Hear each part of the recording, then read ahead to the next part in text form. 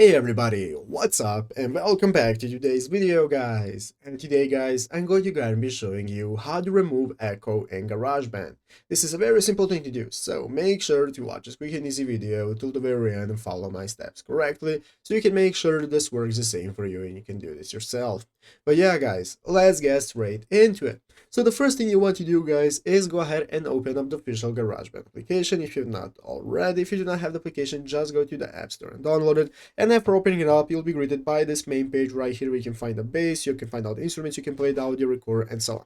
So let's go ahead and open up our project. So I'm going to open up the audio recorder right here. You can open up any of the instruments, it doesn't matter, it's all working the same. So as you can see, it's going to open up this recording menu where if you click in the upper right corner, upper left corner, right here in the mixing mode, this is going to open up this edit mode where we can find all the tracks that we have. So as you can see, we have our drums, keyboard, and our audio recorder, which is our vocals. So let's say we have some echo in our vocals that we want to remove. This is what we can do.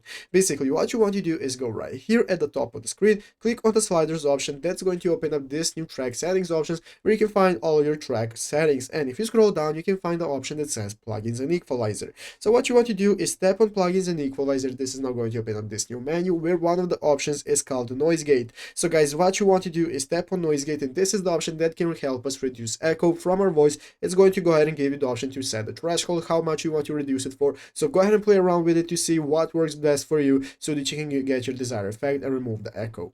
But yeah guys, basically that is it, how to do it. So I hope this video was helpful. If it was, make sure to leave a like, subscribe to the channel. So guys, thanks for watching, take care, and bye.